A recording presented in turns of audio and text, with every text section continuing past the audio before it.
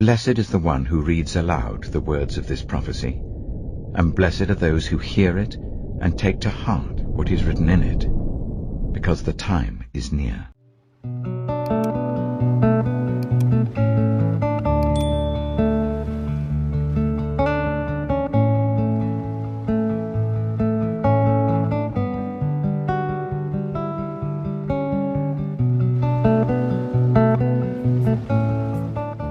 The one whose way of life is blameless is kept safe, but the one whose ways are perverse will fall into the pit. Those who work their land will have abundant food, but those who chase fantasies will have their fill of poverty. A faithful person will be richly blessed, but one eager to get rich will not go unpunished. To show partiality is not good, yet a person will do wrong for a piece of bread. The stingy are eager to get rich, and are unaware that poverty awaits them. Whoever rebukes a person will in the end gain favor, rather than one who has a flattering tongue. Whoever robs their father or mother and says, "It's not wrong," is partner to one who destroys. The greedy stir up conflict, but those who trust in the Lord will prosper. Those who trust in themselves are fools, but those who walk in wisdom are kept safe. Those who give to the poor will lack nothing, but those who close their eyes to them receive many curses. When the wicked rise to power, people go into hiding, but when the wicked perish, the righteous thrive. 1 Peter chapter 3.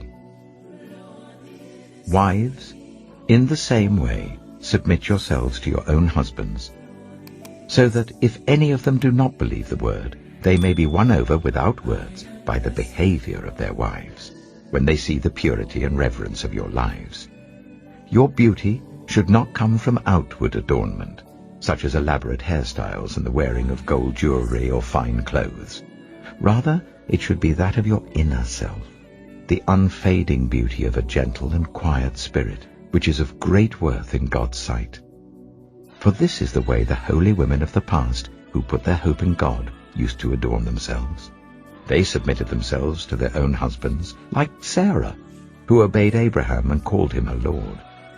You are her daughters, if you do what is right, and do not give way to fear.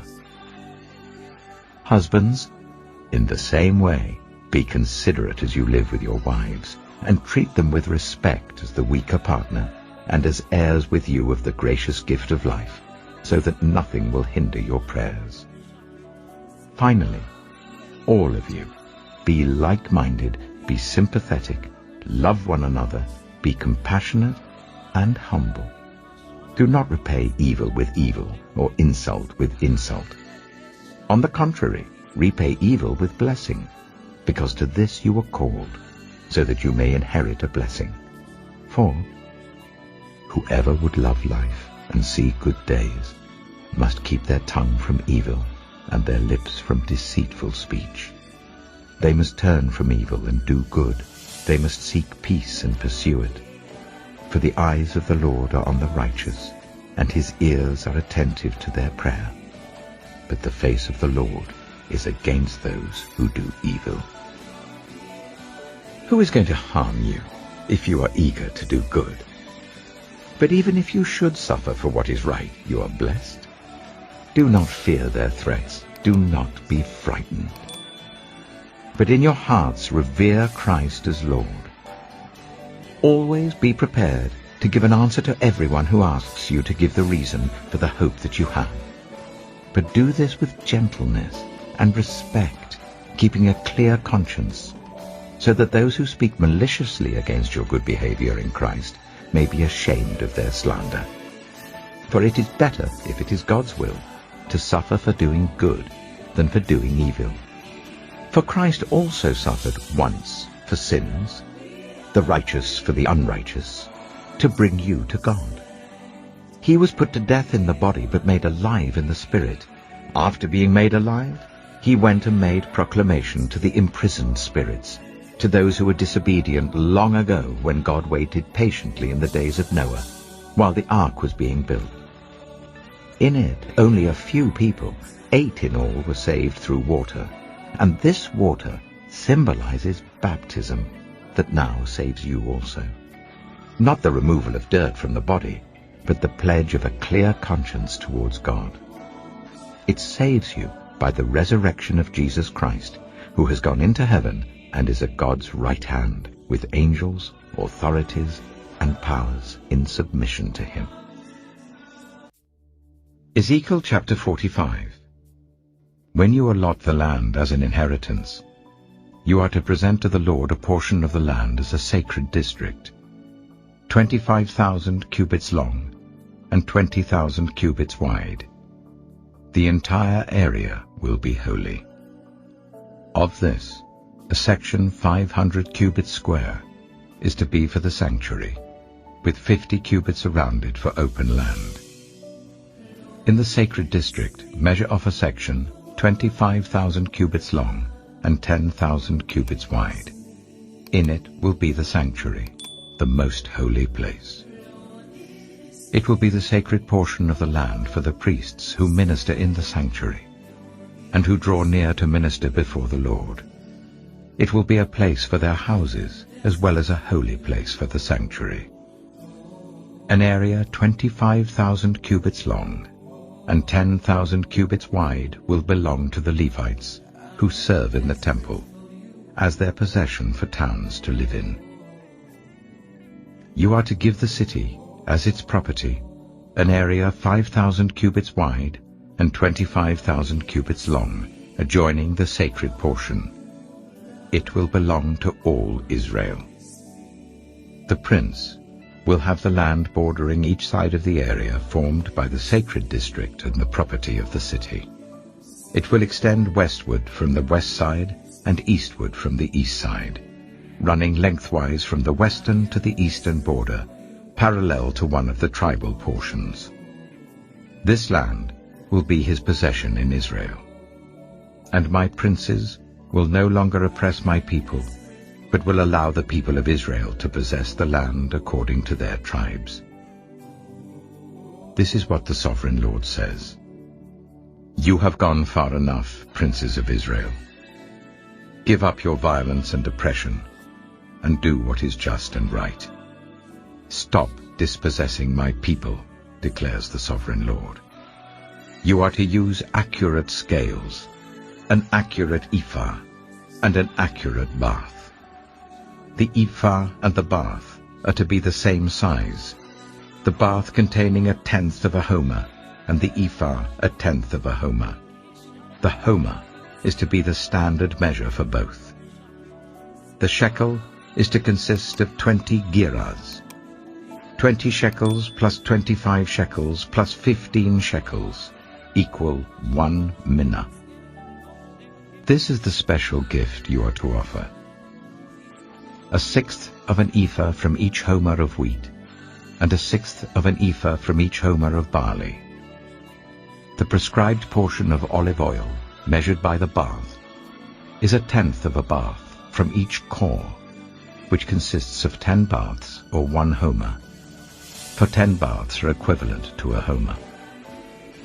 Also 1 sheep is to be taken from every flock of 200 from the well-watered pastures of Israel. These will be used for the grain offerings, burnt offerings, and fellowship offerings, to make atonement for the people, declares the Sovereign Lord.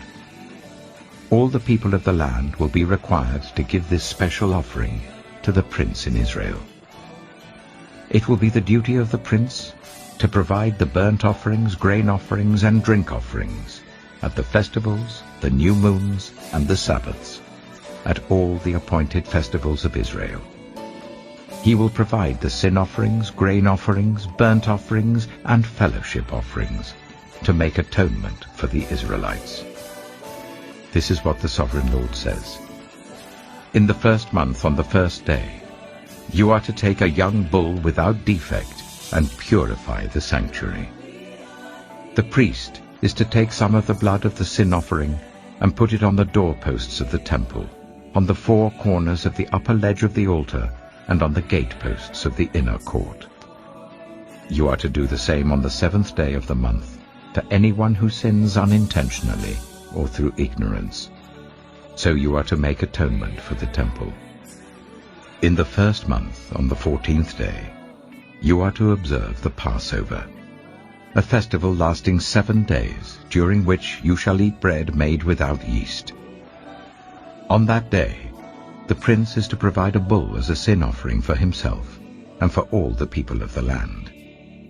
Every day, during the 7 days of the festival, he is to provide 7 bulls and 7 rams without defect as a burnt offering to the Lord, and a male goat for a sin offering.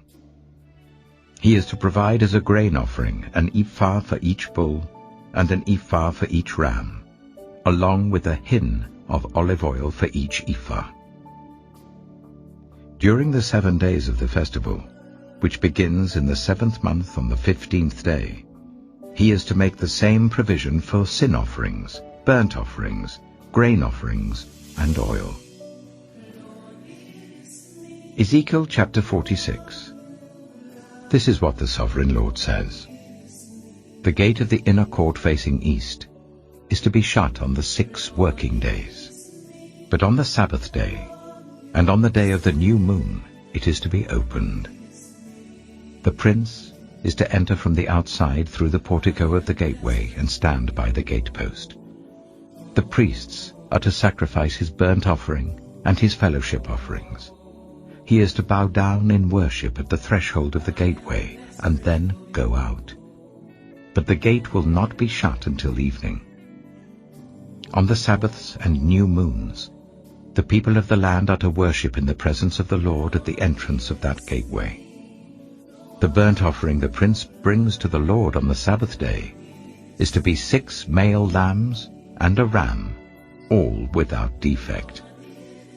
The grain offering given with the ram is to be an ephah, and the grain offering with the lambs is to be as much as he pleases, along with a hin of olive oil for each ephah.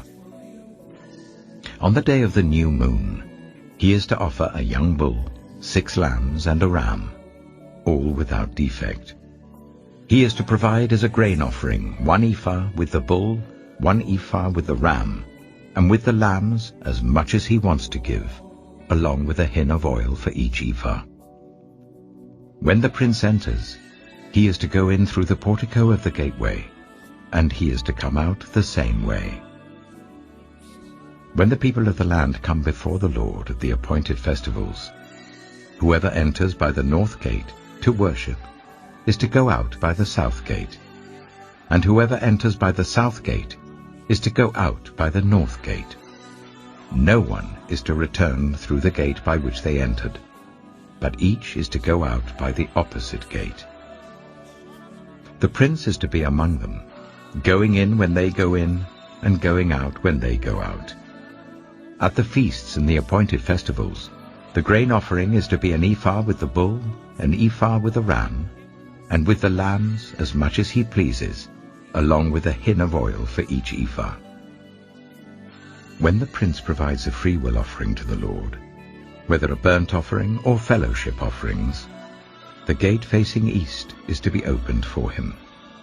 He shall offer his burnt offering or his fellowship offerings as he does on the Sabbath day.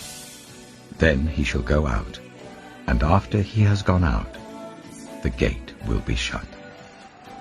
Every day you are to provide a year-old lamb without defect for a burnt offering to the Lord. Morning by morning you shall provide it.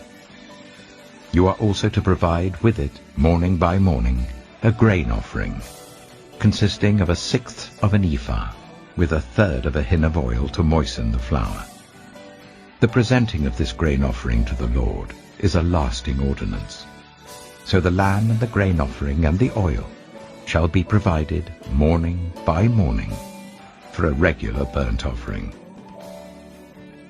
This is what the Sovereign Lord says. If the prince makes a gift from his inheritance to one of his sons, it will also belong to his descendants. It is to be their property by inheritance. If, however, he makes a gift from his inheritance to one of his servants, the servant may keep it until the year of freedom.